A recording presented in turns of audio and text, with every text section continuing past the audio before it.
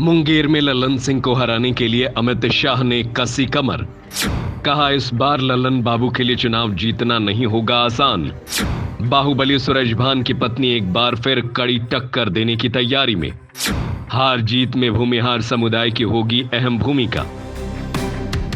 वैसे तो बिहार में कई संसदीय हॉट सीट है, परंतु मुंगेर संसदीय सीट हॉट सीटों में सबसे हॉट मानी जा रही है।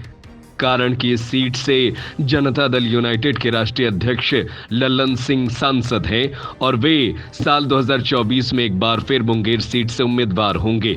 बताते चले कि श्री सिंह ने साल 2019 में एनडीए के संयुक्त उम्मीदवार के रूप में मुंगेर से चुनाव जीता था, परंतु इस बार वे महागठबंधन के उम्मीदवार के रूप में चुनाव लड़ेंगे, जो पिछले चुनाव से बिल्कुल अलग होगा।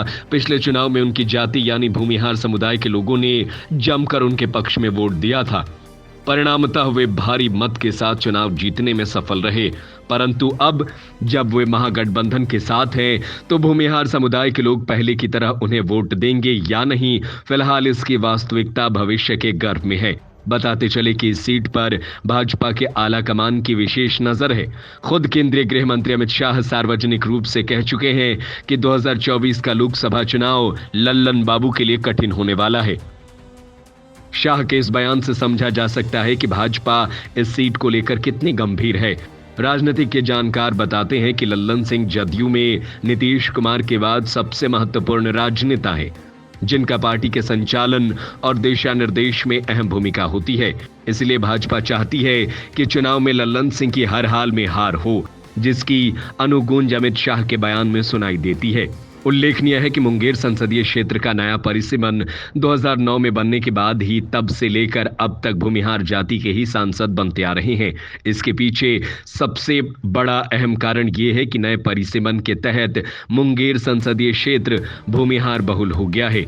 नए परिसीमन के तहत पटना तक मुंगेर लोकसभा क्षेत्र की सीमाएं फैली हैं। 3 जिलों को मिलाकर नए परिसीमन के तहत मुंगेर संसदीय क्षेत्र का गठन किया गया, जिसमें मुंगेर, लखीसराय तथा पटना के कुछ हिस्से शामिल हैं। नए परिसीमन में 6 विधानसभा क्रमशः मुंगेर, जमालपुर, लखीसराय, सूर्यगढ़ा, बाढ़ तथा मोकामा शामिल है। लखीसराय, बाढ़ एवं मोकामा भूमिहार बहुल विधानसभा क्षेत्र है। नए परिसीमन के बाद पहली दफा जदयू के राजीव रंजन सिंह उर्फ लल्लन सिंह तथा दूसरी बार बाहुबली सूरजभान सिंह की पत्नी लोजपा की वीणा देवी तथा तीसरी बार जदयू के राजीव सिंह उर्फ लल्लन सिंह सांसद चुने गए। यूं कहें कि नए परिसीमन 2009 के बाद से मुंगेर संसदीय क्षेत्र से भूमिहार जाति के लोग ही सांसद बनते आ रहे हैं। मुंगेर के अंतर्गत विधानसभा की 6 सीटें आती हैं।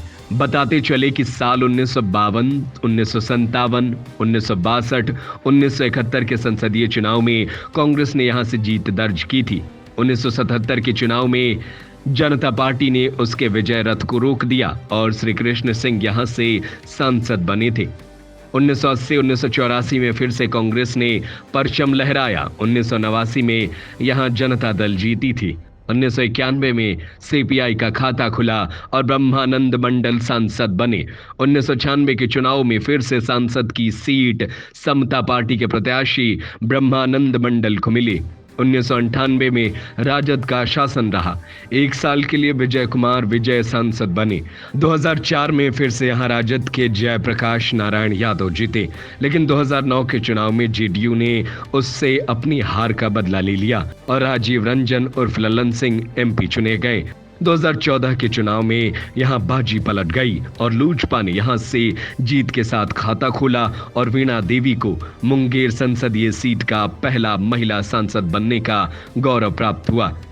साल 2019 में महागठबंधन समर्थित कांग्रेस प्रत्याशी सह बाहुबली आनंद सिंह की पत्नी नीलम देवी को जदयू के एनडीए समर्थित राजीव रंजन सिंह उर्फ लल्लन सिंह ने लाखों वोटों के अंतर से पराजित कर सांसद बने।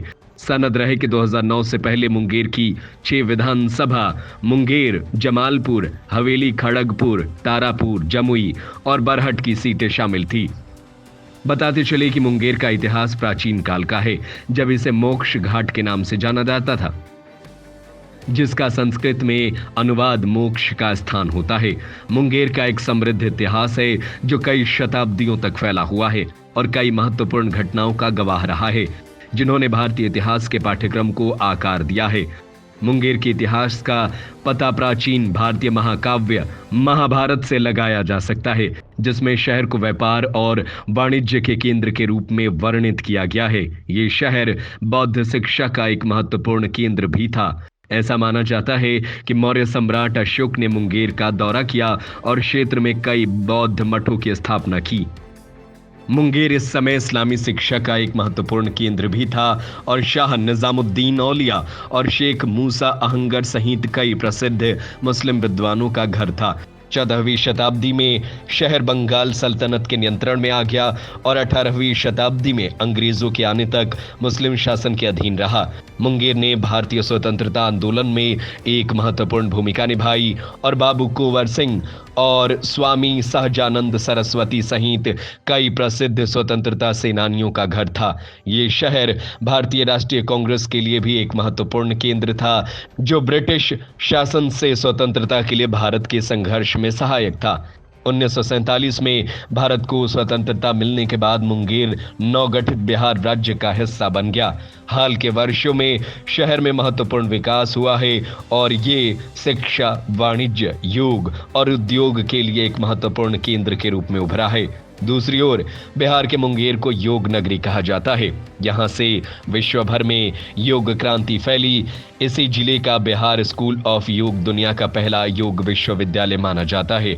इसकी स्थापना स्वामी सत्यानंद ने साल 1964 में मुंगेर के गंगा नदी के तट पर की थी।